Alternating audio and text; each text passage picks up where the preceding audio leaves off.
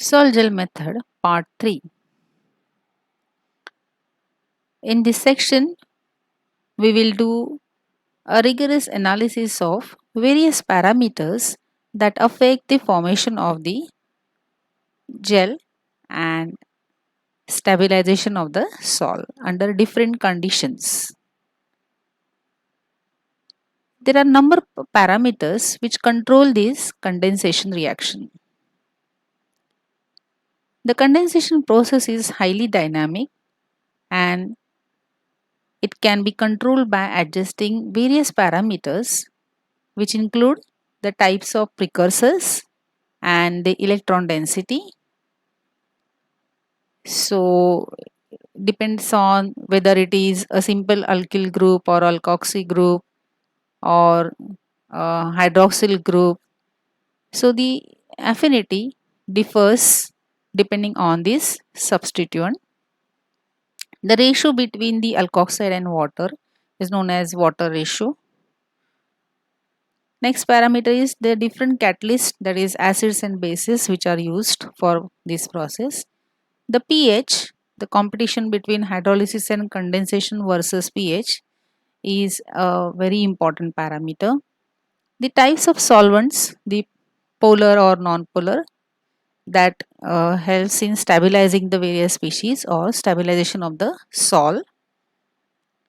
Temperature, relative and absolute concentration of the reactants, that is the precursors, and the steric factor. Let's move on to discuss these parameters one by one. So, effect of catalyst. The electron density on the silicon will influence the reaction rate and it will depend on the groups which are attached to the silicon. So, alkyl group is electron donating, that is more electron density as compared to the hydroxyl group, which is less electron donating, and thus we can also distinguish this reaction as acid catalyzed reaction or a base catalyzed reaction.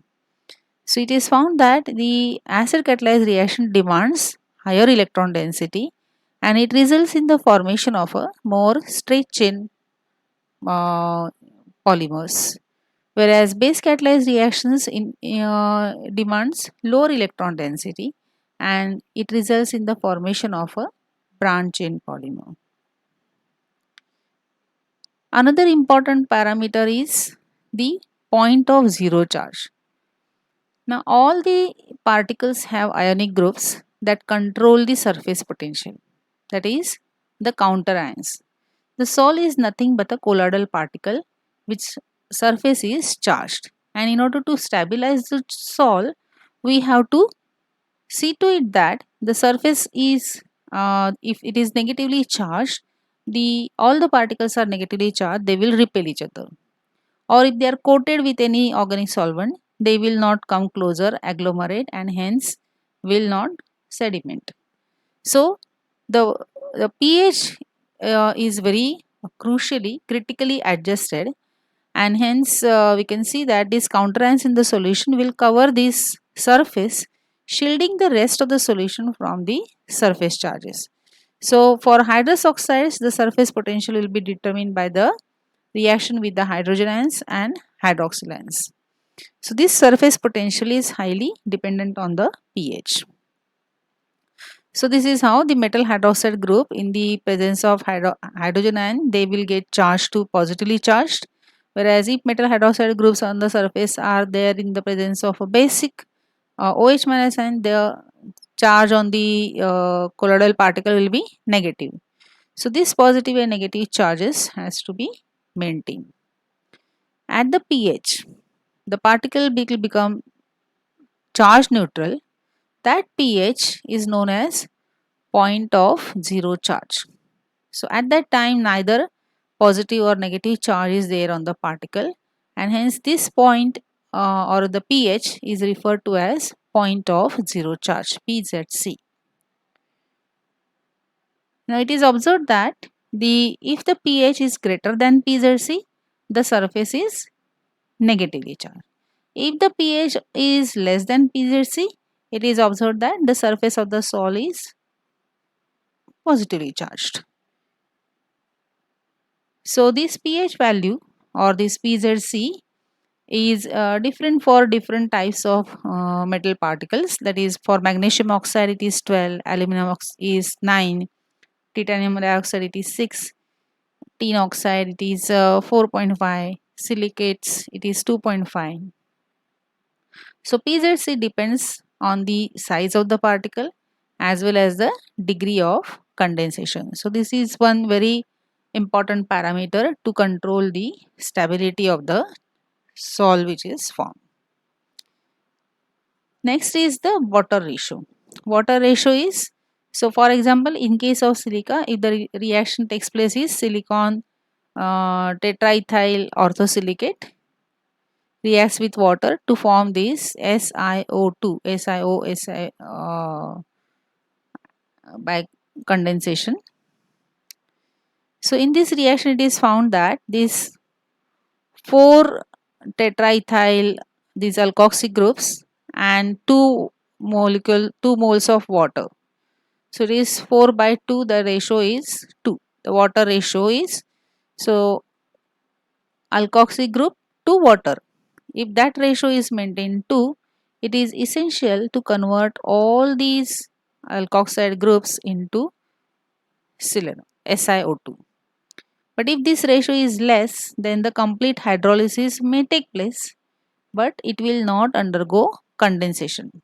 So the further condensation is required to form that macroscopic network of SiO, and again selenols, then polycondensation to give you the full network.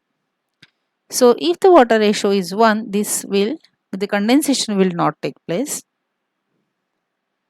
So therefore increasing the water content will lower the condensation, and reducing the water content will increase the condensation. So this is how we need to uh, adjust the water ratio.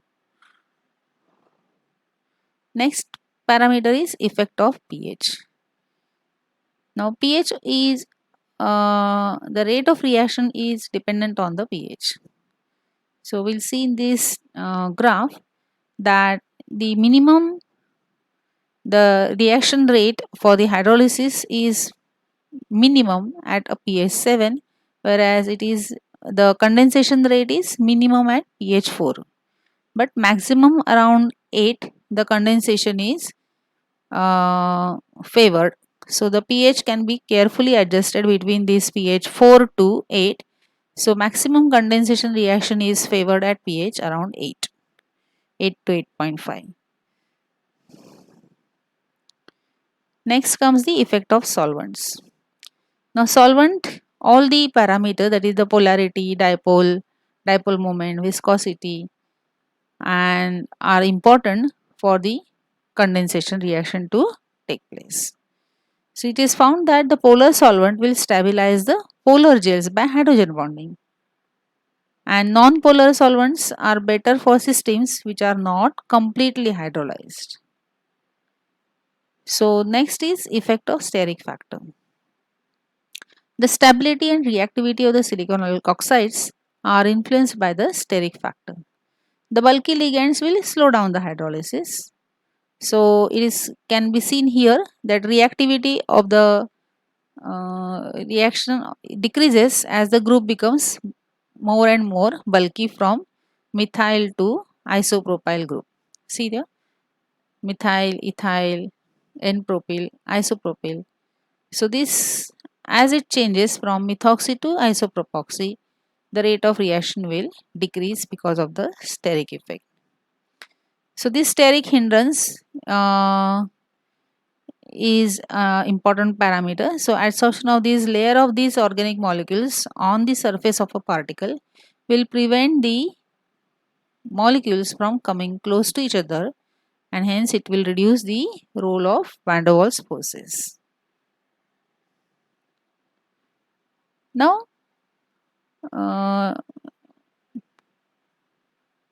let's look at some of the benefits of the sol gel over co-precipitation. Sol gel process is very good. It's a main advantage that it is good to obtain mono-sized nanoparticles. It is also possible to get the multi-component compounds by sol gel method. So one can mix the sols of different elements in a controlled stoichiometry, and it is possible to obtain multi-component compounds. So here is the silica gel which we regularly see in the laboratory, instrumentation laboratory especially. The direct mixing of elements can be done to form one sol directly. Mixing can be done at atomic level for sol formation. The sol gel method prevents the problems of co-precipitation because co-precipitation is not giving us a homogeneous mixture, whereas in sol gel process it is highly homogenized. It results in very small particles which are easily sinterable. We can undergo calcination. There are few limitations as well. So the major difficulty is to overcome the developing a successful bottom up approach is it is not possible to control the growth of the particles, and hence then stopping the newly formed particles from agglomerating. So this nucleation and growth phenomenon, there is less control. Other technical issues are ensuring in these reactions are complete. So whether the reaction undergoes completion, we cannot ensure, so that no unwanted reactant is left on the product, or completely removing any growth aids that may have been used in the process. Also, production rates of nanopowders are very low by this process. So bottom up approach are not good for large scale synthesis of nanomaterials. So in this video we have learnt about the various parameters that control the condensation reaction. It included the catalyst, that is acid or base, electron density, pH, solvents, point of zero charge, water ratio, steric factor, and advantages and limitations. Thanks for watching, and if you have any questions, do write to me at my email sugandha@somaiya.edu. Thank you.